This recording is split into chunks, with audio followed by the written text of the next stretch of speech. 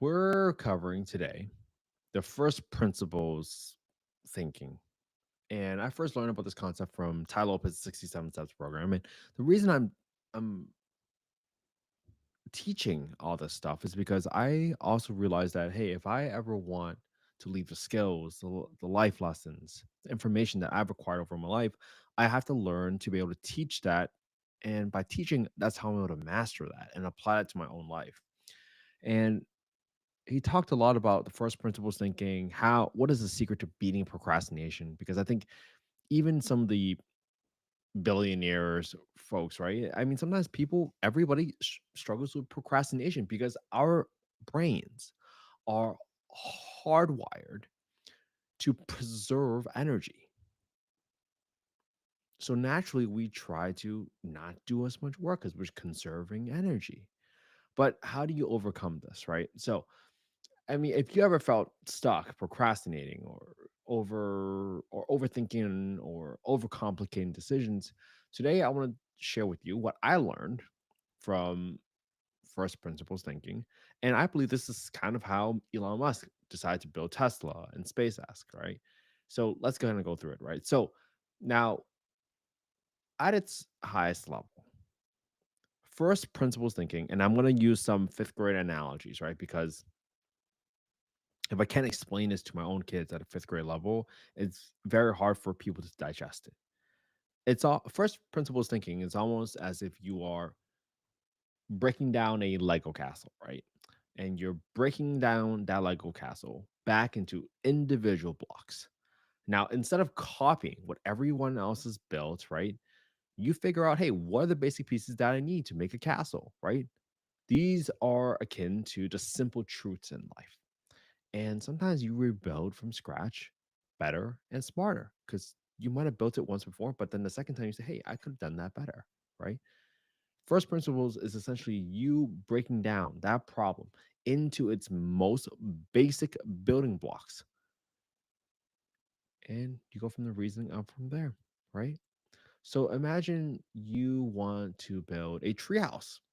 Instead of asking, hey, what kind of tree houses do other people build? You might say, hey, what do I absolutely need? Right? Maybe I need a strong tree to start. Maybe I need a platform, right? Maybe I need something to climb up. And you go from there. Now, why first principles thinking is so powerful is that most people use what's called reasoning by analogy, which is they just copy what others are doing. And when you only copy, keyword is when you copy their mistakes too, right? In business, first principles helps you find better solutions that nobody else is thinking about, right? Instead of assuming you have to rent an expensive office like everyone else in New York City or very expensive downtown, you might be asking yourself, like, hey, do I really need an office at all? Right? Maybe you can work remotely and save thousands to get started, right? And in life, that's the same thing, right? The first principles help you avoid wasting time, right? Instead of thinking, everyone gets a new car after college, so I guess I should too. Well, first person thinking says you should stop and ask, what do I actually need to get around? Maybe an Uber works, right? Maybe you don't drive around as much as you think you do. Maybe you save on the money on a car by paying extra $100 a month for an apartment that's closer to the grocery store. So that automatically lowers your number of Uber bills. Go figure. Now, same thing in real estate. Let's say you are flipping real estate, right? You're doing fix and flips, and everyone says, "Hey, you got to spend $30,000 in luxury upgrades to achieve this comp." Well, first principles will say, "Hey, will those upgrades give me a return on investment? And if not, skip them." Right? You make smarter decisions when you are not just simply blindly following. So let's think about the steps to apply the first principles. Right? Step one, break the problem down. Ask yourself, what am I really trying to achieve? Step two, identify the basic truths, right? Think about it to yourself. What are the non negotiables for what I'm doing? Step three, build up from scratch. But you got to ask yourself, what is the simplest, most direct solution, right? Sometimes you might say, hey, let's say in real life, you're just trying to buy a home, right? Let's say you want to buy a house, and most people think, hey, I need a 4 bed, 3 bath with a pool because that's what my friends have. Well, if you're doing first principles thinking, right? Again, I'm using these as more everyday scenarios, so not exactly what people have covered on a 67-step program, but I'm making this my own because I want to make sure that our kids learn something that's relevant, that's applicable to their lives. And more importantly, I'm toying with this idea that, hey, maybe before I hire somebody, or maybe before I give inheritance away to family, that they actually are required to learn all these things so that I know that they're prepared mentally to handle the wealth, right? So let's keep going. Now, when you look at those questions, right? Like buying a home, 4 bed, you might ask yourself, hey, do I need 4 beds, or would 3 be okay with an office, right? Do I need a pool, or is it just extra cost of maintenance that I don't want in my budget? I don't want to be house poor. I don't want 300, $400 on my monthly budget go towards a pool maintenance, right? And as a result, you might find that deal faster, right? Because now you're looking for something that's a little different than what everybody else is looking for. And now you get to make decisions that match your goals. It's similar as if you're a kid, right? And you're trying to buy a ice cream sundae at a ice cream store with like 1,000 toppings available. Do you really need every single topping? Do you really need 10, 15 toppings to be happy? Or might you just pick your favorite 2 toppings or 3 toppings and be perfectly happy? You don't have to copy everybody else. See, these concepts apply so much more on a much larger scale than just ice cream toppings, but you get my point. Now, procrastination, something a lot of us has suffered from. And what I've realized is, as I reflect back, most procrastination happens because your brain feels that the task is too big or too vague. And I think about this all the time. Like when you had a really, really big term paper and it's 50 pages, it felt really big. So you kind of never want to get started until the very end. But when you break things into the first principles, that fear, it disappears. So instead of saying, hey, I got to finish the essay or the term paper or the book report today, first principle is say, hey, I only need to read 2 pages right now, right? Make the next step so small you can't say no to doing it. That's your trick. That's how you tactically apply this. Make this next step so small you can't say no to doing it. It literally might just be pick up a book and read 1 page. Now, that's what they say, right? How do you eat a whole elephant? Got it. Eat it one bite at a time. That's the same concept. Now, you can apply what's called the pain pleasure principle, right? Every decision we make is because we are trying to avoid pain or get pleasure, right?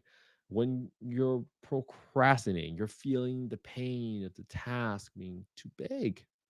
So use first principles to flip the pain. Tell yourself, hey, if I do this one small thing right now, it will give me pleasure because I'll be closer to being done. It sounds crazy, right? It sounds so simple, but a lot of people don't even do that. Or maybe, hey, give yourself a little treat. Maybe you do this one small thing and you get to go play with your daughter for 10 minutes. Whatever gives you that dopamine, whatever helps remind you why you're doing it. I mean, that's why I do it, right? Sometimes I dread going to networking events, but I tell myself, hey, I'm not spending any time with my daughter right now. I could be reading a bedtime story for her. So I better go out and shake as many hands as possible. I better go out and do that. My family's looking at this. I love you guys so much. Thank you so much for your support. All right. Business example. Let's say you are dreading calling a tough client, right? But think about the pleasure of learning, or maybe securing a deal, or just learning a lesson from that that will help inform you land a much bigger client later. It's all gonna matter. Okay. And I love thinking about how Elon Musk, and again, I'm not an Elon Musk supporter, but I like to give respect to where it is. There's a huge amount of innovation here, right? Elon didn't accept that building rockets had to cost 60 million, $100 million each, and it could not be reused, right? He kind of broke down the materials, right? aluminum, titanium, feel, and realize it could be way cheaper if you just start from scratch instead of copying everything else, right? So don't just accept like, oh, this is the normal price of a rocket to fire into space. Break it down, ask better questions, and rebuild your own cost structure, right? I'm not telling you to go reinvent the wheel. That's a whole completely different thing, but there's different types of wheels, right? So go ask yourself these questions, right? Same thing for affordable housing development. If you say, hey, do I really pay full asking price for this piece of land to build affordable housing? Or maybe I can find an off market deal. Maybe I can joint venture with somebody else, right? Whole different way of thinking instead of thinking about, hey, the only way for me to get land to build housing is for me to buy a piece of property, buy a piece of land, take out money from the bank to buy that land and service the debt while I get the project approved. It's huge amounts of risk. That's why I think back first principles thinking as it applies to development. What can I do to lower the amount of risk, especially upfront in the project, especially with all the risk when it comes to entitlement? How do I minimize that risk? Because I like to sleep at night. I don't know about you, but I like to sleep at night. And I would much rather make less money, sleep better at night, knowing that I'm making a project, I'm working on a project that's going to help with a lot of families and change the lives of some kids forever. Think about it. Okay. Now, if you want to train yourself on first principles thinking, practice every day with small things. Okay. When you go grocery shopping, you can ask yourself, hey, do I need this expensive brand or do I just need the main ingredients, right? Do I need this main brand name Tylenol or do I just need acetaminophen? I don't know. Time management. Think about it. Do I need a full hour gym or can I get results with 20 focused minutes, not checking my phone, going all out? Right? A lot of people say, I don't have enough time for the gym. Well, how are you working out? Right? Very, very different. Make it a game. Break down those assumptions wherever you go. It's almost like being a detective, right? You're always just trying to find the hidden clues that no one else sees.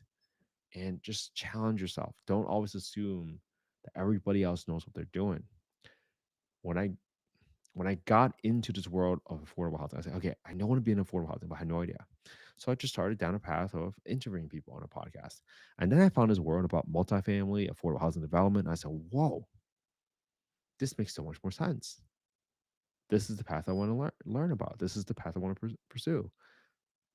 And that's how it started. And then you figure out, hey, how are they doing it? How are they building land? Okay, why is everybody else going over after low income housing tax credits? Let's go back to first principles thinking. What do I really need? I just need land. Okay. I need money. Okay. I need a city or a county that actually wants affordable housing. Okay. Now, when you break it back down to that level of thinking, now it seems achievable. And you don't necessarily have to copy how everybody else has been doing it. Okay. Now, let's think about your first principles for any big life goals. All right. You might have big dreams like, I want to get really wealthy. I want to get really healthy. Right. I want to feel fulfilled. I mean, those big goals can be overwhelming because they're also very vague sometimes. So when you think about what rich, what wealthy or healthy or feeling fulfilled means to you, you got to define it. You got to write that down. Then number two is you got to break that into very basic actions, starting with the smallest next step so you can at least get started. If my kids ever want to pursue a profession, unless they want to be in affordable housing, I'm going to tell them, hey, don't ask me. Ask other people who's already a couple steps ahead of you. I'm not saying copy them, but at least learn from them what they're doing. Because once you learn, I bet you're going to come with different ideas and ask questions about why would you do it that way? Right? Why would you do it that way? And you ask these questions out loud. Go start a podcast. Who cares? Whatever it is that you want to learn. Maybe it's a, hey, this is the podcast for doctors. I don't know. I really don't know. But they shouldn't be asking me. But that's why I care so much more about the principles and the steps and the mindset on how to approach these problems. That's way more important. Okay. Instead of saying, like, hey, I want to be a successful real estate developer or an investor, right? Break it down. First principle, I need to understand how to find good deals. First principle, I need to learn how to finance the properties, right? Now you have two clear steps to start instead of being paralyzed by this huge goal of being a developer. Because some people say, I can't be a developer. What do you mean? Right? I had a friend that talked to me and I was like, hey, you're essentially a developer already. She's like, huh. And she's like, I think you're right. I keep thinking that there's something else, but there really isn't. And sometimes folks just need to be reminded of their skills, their abilities, their heart, because they might be further along than they are. I'm humble enough to know that I'm not an expert. I'm humble enough to know that I have so much to learn. And that's when I realized that whenever my kids are going to be looking for a mentor in whatever space or whatever goal they want to achieve, I'm going to tell them go make sure you're only working with intelligent people that are still learning or asking questions.